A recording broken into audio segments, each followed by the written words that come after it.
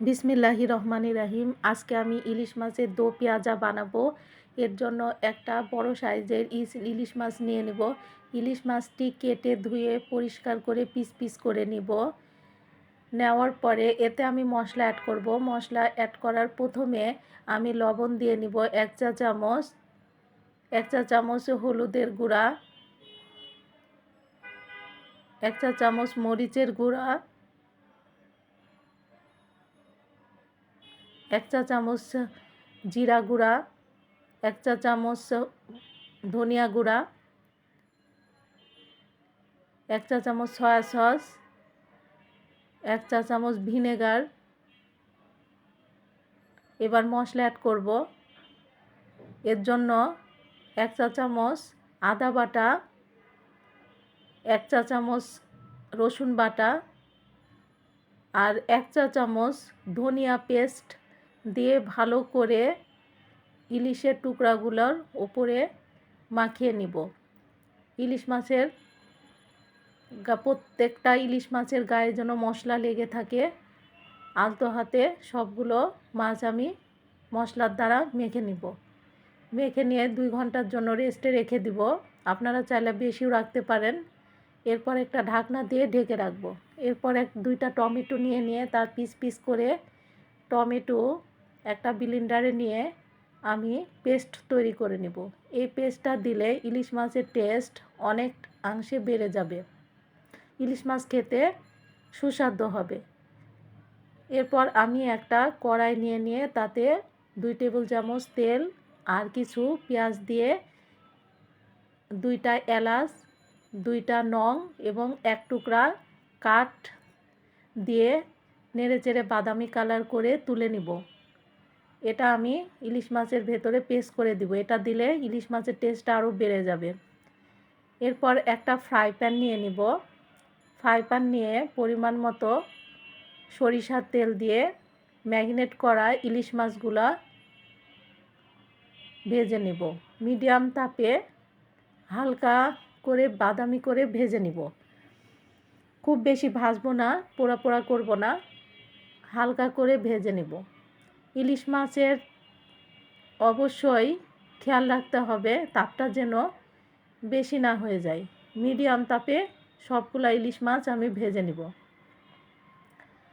মাছ ভাজার সময় একটা জিনিস খেয়াল করতে হবে যে তেলটা যখন পর্যাপ্ত গরম হবে তারপরে ইলিশ মাছ দিতে হবে।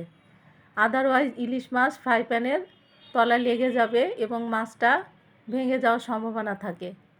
এজন্য আস্তে আস্তে মাছগুলা ভেজে নিতে হবে এবং সবগুলো মাছ আমি প্লেটে তুলে নেব।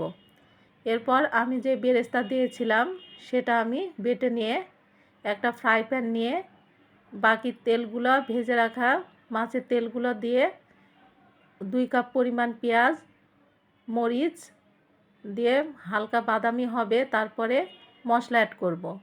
এক্ষেত্রে আমি 2 চামচ আদা বাটা, 2 চামচ রসুন বাটা আর 2 চামচ জিরা বাটা এবং হাফ চা চামচ হলুদের গুঁড়া অ্যাড করব।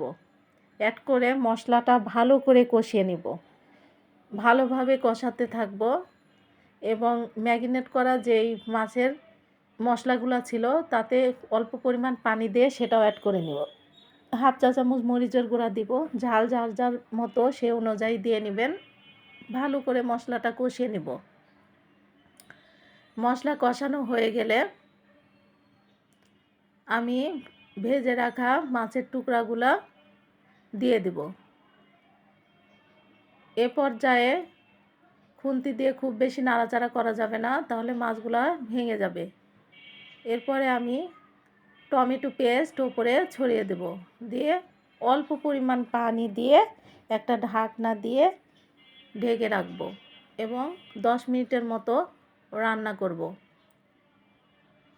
রান্না করার এ পর্যায়ে আমি ঢাকনাটা তুলে আমি বেটে রাখা বেরেস্তার পেস্ট ইলিশ মাছের ওপরে দিয়ে দিব, ছড়িয়ে দেব। এরপরে 1 চা চামচ জিরা গুঁড়া, 1 চা চামচ ধনিয়ার গুঁড়া দিয়ে নেব। এরপরে কিছু কুচি করা ধনিয়া পাতা ছড়িয়ে দিব। এতে ইলিশ মাছটা ঘ্রাণ সুগন্ধ আরও বেড়ে যাবে। এরপর ঢাকনা দিয়ে 2 মিনিটের মতো জাল করে নেব, তাহলেই ইলিশ মাছ এর দো পেঁয়াজা রেডি হয়ে যাবে। এই যে আমার হয়ে গেল ইলিশ মাছের দো পেঁয়াজা। এটা খেতে খুবই সুস্বাদু। আপনারা এটা বাসায় অবশ্যই ট্রাই করবেন। আমি যেই ভাবে ট্রাই করেছি ঠিক সেইভাবে আপনারা বাসায় বানিয়ে নেবেন। লাইক, কমেন্ট, সাবস্ক্রাইব করতে ভুলবেন না। ধন্যবাদ সবাইকে।